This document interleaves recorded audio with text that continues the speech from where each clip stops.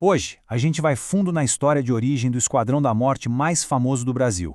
E olha, essa é uma história chave para a gente conseguir entender a violência que marca o país até hoje. Bandido bom é bandido morto. Com certeza essa frase é familiar, mas o que pouca gente sabe é que isso não nasceu como um simples ditado popular. Na prática, foi uma política forjada a sangue e fogo, basicamente uma licença para matar, que ecoa há décadas. Então, de onde é que veio esse lema?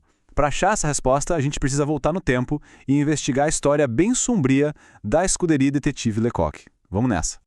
E o ponto de partida de tudo, o estopim mesmo, foi a morte de um detetive chamado Milton Lecoq. Para a gente se situar, estamos falando do Rio de Janeiro do comecinho dos anos 60.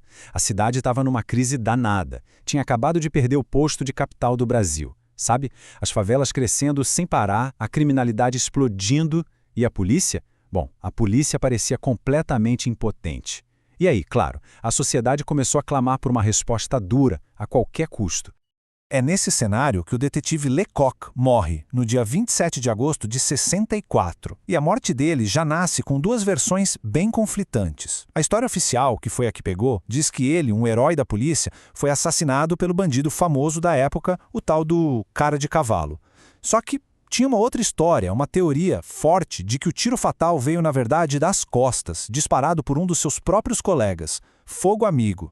Imagina a polícia ter que admitir isso? Seria uma desmoralização total. Então, a história do herói morto pelo bandido se tornou crucial para justificar o que veio depois.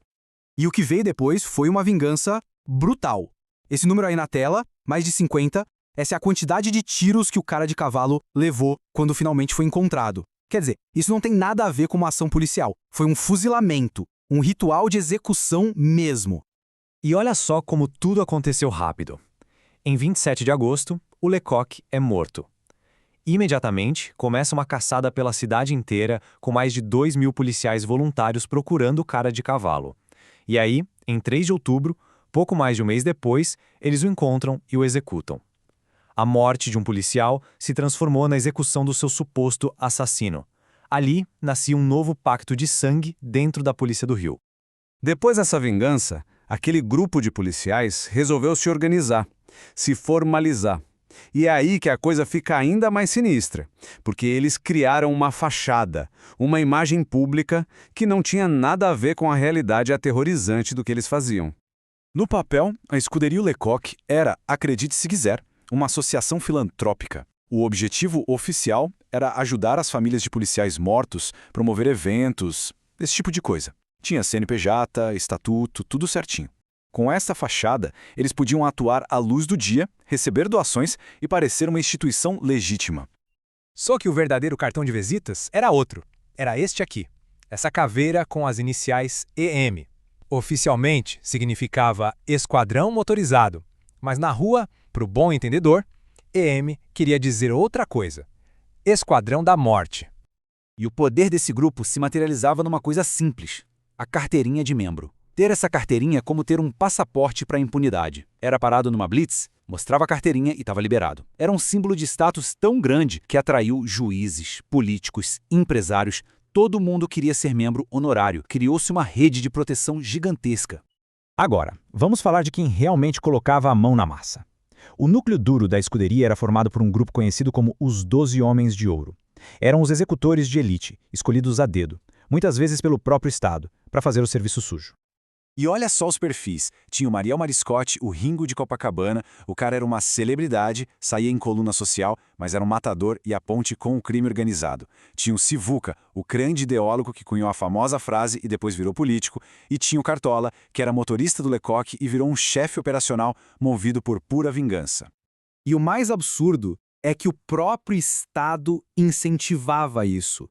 Chegaram a criar um bônus em dinheiro para quem matava. O nome era gratificação de faroeste.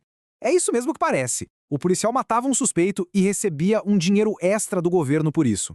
Basicamente, transformaram a polícia numa máquina de extermínio paga com dinheiro público.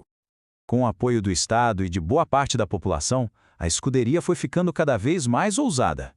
Eles desenvolveram um método de operação brutal e, claro, um jeito de ganhar dinheiro com tudo isso. O processo era quase sempre o mesmo. Um roteiro de terror. Primeiro, o sequestro. Depois, a tortura. Aí vinha a execução, quase sempre com a marca deles, o tiro de misericórdia. E por fim, a mensagem. Largavam o corpo em um lugar público, com um desenho da caveira e um bilhete, tipo, eu era ladrão. Era uma forma de justificar o crime para a sociedade e desumanizar a vítima. Mas quem pagava a conta disso tudo? Porque uma operação desse tamanho custa caro. Bom, o verdadeiro cliente da Scudery, quem financiava tudo, era o jogo do bicho. Na prática, a Scudery virou o exército particular dos bicheiros, usando a estrutura da polícia para proteger o império do jogo ilegal no Rio. Alguém pode pensar que tudo isso é história antiga, coisa lá dos anos 60, 70, mas não é. O fantasma da escuderia Lecoq assombra o Brasil até hoje. A gente vai ver agora como o legado dele está vivíssimo na crise de segurança que a gente vive. A linha do tempo é muito clara. A Scudery, lá atrás, ganhava dinheiro dos bicheiros. Hoje, as milícias usam a extorsão em massa, controlam gás, internet. O perfil antes era de detetives de elite. Hoje são principalmente PMs, bombeiros. A Scudery buscava legitimidade no apoio da mídia com a desculpa de estar matando bandidos. A milícia de hoje se impõe pelo medo, com a desculpa de estar oferecendo segurança. O modelo evoluiu, mas a raiz é a mesma. E essa conexão não é só uma teoria, não. Existe uma prova física, um documento que liga o passado ao presente de um jeito que chega a dar arrepio. E a prova é essa, o assassinato da vereadora Marielle Franco, em 2018. O assassino confesso, o policial aposentado Rony Lessa, quando a polícia fez uma busca na casa dele, encontrou isso aqui, uma carteirinha de sócio da escuderia Detetive Lecoq, sócio número 3127. Isso é a prova de que a ideologia, a rede de contatos e o método do Esquadrão da Morte não só sobreviveram, como continuam por aí, matando. Oficialmente, no papel, a escuderia Lecoq deixou de existir em 2006. Mas a ideia por trás dela, a filosofia de que a lei só atrapalha e a violência fora da lei é a solução, essa ideia parece estar mais forte do que nunca. Então a pergunta que fica no ar é: será que essa mentalidade foi de fato algum dia combatida pra valer